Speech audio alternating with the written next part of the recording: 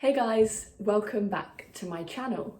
So for today's video, I am going to be filming a Q&A part 2 because I had so many questions on my last one, I didn't answer them all. So today I will be going through the rest of the questions which I asked on my Instagram. So yeah, not really much else to say. Let's get going. Okay, so the first question is, how do you get more turnout? I'd like to know the answer to this too, please, because, sweetie, I need more turnout. No, in all seriousness, I would say working on your glute muscles, because I think that's where your turnout comes from. It comes from your glutes. It's not about how much natural turnout you have, it's how you use it.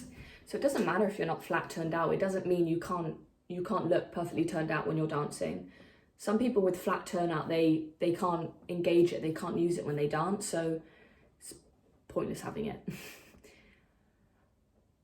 But I would say if you want to improve your turnout, work on strengthening your glute muscles so that when you engage, they fire in quickly and effectively, and then they can stay engaged when you're moving across the room, in the studio, because there's no point of having great turnout when you're flat on the floor, like static turnout. You have to have it when you're dancing. Okay, next question. How old are you? I am 18. My birthday was on the 12th of May, so yes, I spent my 18th birthday in lockdown. As you can imagine, I was not happy about that. But no, honestly, I had the nicest day. It was a birthday to remember and I thoroughly enjoyed myself. So it didn't turn out too bad in the end. Next question, what point shoes do you wear? So I wear Block. I used to wear Freed for a long time. For about 5 years I wore Freed. But it just got to the stage where a lot of my friends were not wearing Freed anymore. And I was like, oh, I wonder what something else would be like. Because when you're stuck with something for so long, you're kind of like stuck in a rut, and I just didn't really realise that there was lots of other options. So yeah, I am now wearing Block, which I've been wearing for about 2 years now, and I love them. Wait a sec, I'm gonna get a pair. So the point shoe I wear is called Block Synergy. I wear a 4.5, and yeah, this shoe isn't like a super common one from Block. It's a bit of a special maker. It's called Synergy. I know that the Aspirations are super common, but the Synergy are not so common. So yeah, I wear Synergy. I really like them. Block, they last a long time, a lot longer than my Freed did. No shade if you wear Freed, just they last personally a lot longer for me. So yeah, I'm a lot happier in my Block point shoes. But you know, if anyone's got any really great shoes that they wear and they really think I'd love them, please let me know, because I'm up for trying out new shoes and new brands. Okay, next question. What is a day like in your life before quarantine? God, this question's hard because I can't really remember. We've been in quarantine for like... How long? 2 months? 3 months? I think we came home on like March the 10th. Something like that. And it's now May the 29th? I don't know, something like that. Anyway, so before lockdown, before quarantine, I'm obviously in full-time ballet training. Yeah. Can't speak. I'm in full-time ballet training in London. So I live in Bristol, but I go to boarding school in London. So my life before lockdown was just ballet training, literally all day, every day, ballet. Ballet. Which quarantine is obviously very different to full-time ballet training in London, but it's life and I've adapted to it and I'm doing what I can from home. So I'm diverting off of the question. The question is, what is your day in your life? Day in your life? What is a day in your life like before quarantine? So I wake up, I have breakfast, I get the bus into school, I do ballet class. No, I do academics first, then we have break, then we have ballet class, then we have lunch, then we have 2 classes after lunch, might be point, might be repertoire, might be contemporary, might be character, might be pas de deux, lots of different classes, and then home, dinner, bit of homework, and then bed.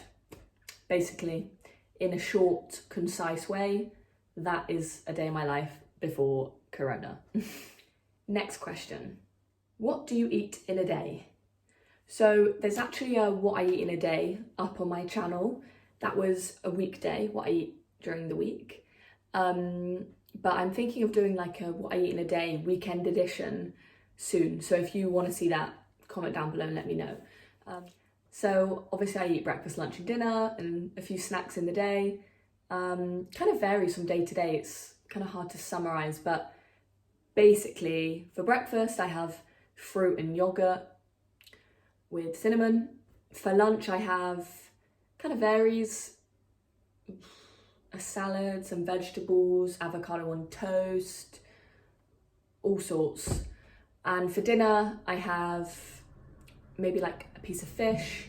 I'm actually pescatarian, so something veggie, something vegan, vegetables. Like, I have a very mixed diet.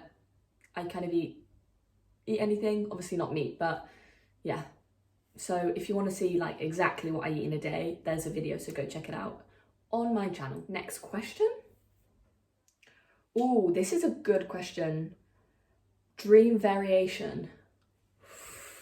Now, I need to think about this one because I've done a lot of variations in my time. You know, every summer school I go to, we learn a few. Every Easter school I go to, we learn a few. In school, we learn loads. And I've been in ballet training now for like 7 years. So over that time, I've learned a lot of variations. But so far, I think my favourite is what I did for my second year assessment, which was Tchaikovsky pas de deux variation, female variation, obviously, because I'm a female. Yeah, Chai Pa, I just love it. It's like my style. It's, I've known it for years. Like I've done the variation before, and I think I first learned it in Yorkshire Ballet Summer School. So I learnt it years ago, but ever since I've always wanted to dance it for a show or an assessment or something. And yeah, for this year's assessment, I got to dance it, and it was really, really fun working on that for quite a long time. I got to watch like so many ballet dancers perform it, obviously online. So I was doing loads of research, watching loads of different ballerinas do it, and yeah, it was just a lot of fun. Really, really fun. Next question.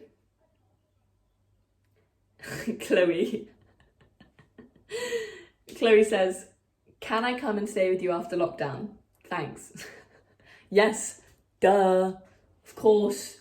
Literally, you're coming ASAP. As soon as we're allowed, you're coming down.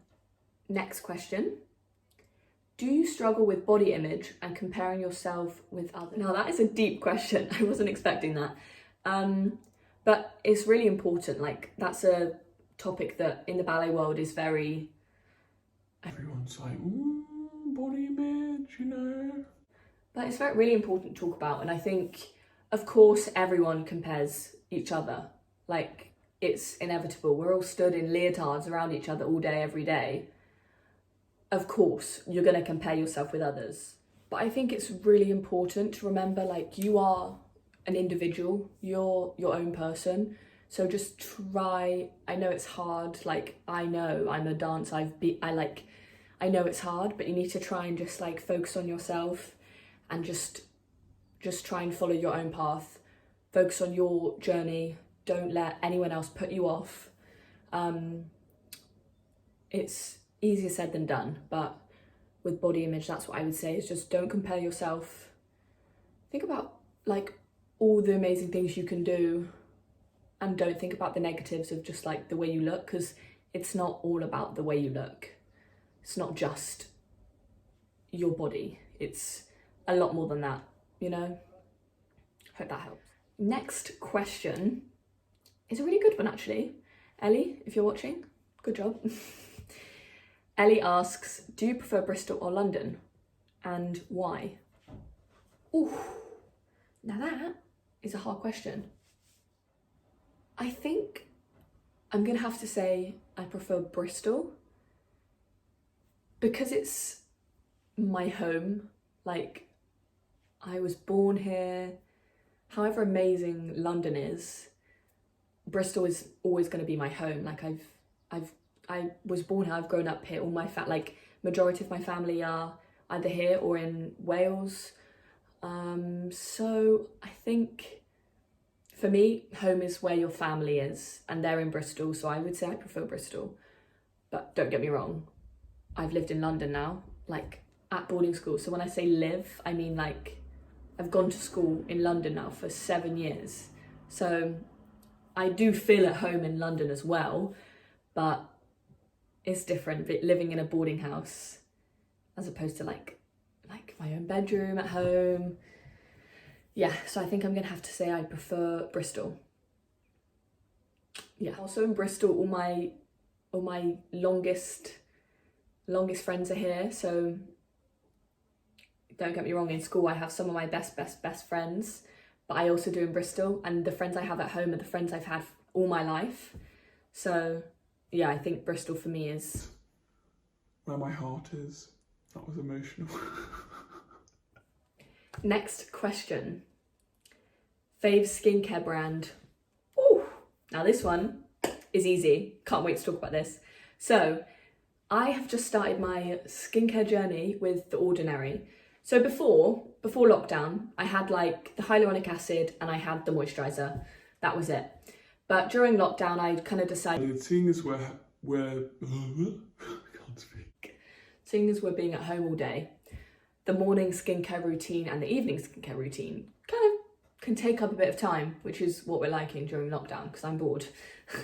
So I decided to invest. When I say invest, The Ordinary is cheap. Like, for the quality of the skincare, The Ordinary is cheap as chips. It's like £5 per serum, and they last a long time, and they do wonders. They do wonders for the old skin.